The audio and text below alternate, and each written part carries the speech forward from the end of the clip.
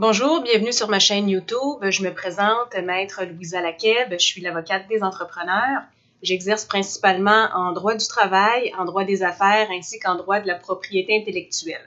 La capsule d'aujourd'hui vise principalement les suspensions. Alors, on l'a vu dans les derniers jours, plusieurs animateurs célèbres ont été suspendus à l'égard d'allégations d'harcèlement sexuel en milieu de travail. Alors, ce qu'on m'a demandé principalement, c'est est-ce que c'est légal ou non? Dans un premier temps, je vous dirais que le réflexe à avoir est de vérifier au sein du contrat de travail s'il y a des dispositions en ce sens-là.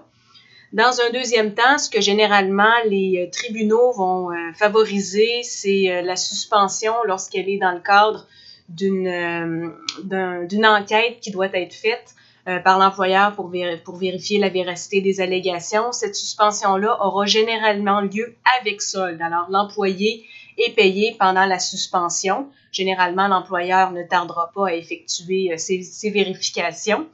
Et aussi, qu'est-ce qui permet de suspendre? C'est que généralement, dans les contrats de travail avec les personnalités publiques, c'est qu'il y a souvent une clause qui prévoit que si cette personnalité-là fait une déclaration ou commet des gestes qui peuvent être préjudiciables à son employeur, donc par exemple un poste de télévision, à la radio, etc., il y a une clause qui est prévue au contrat de travail que ça justifie un motif sérieux de fin d'emploi.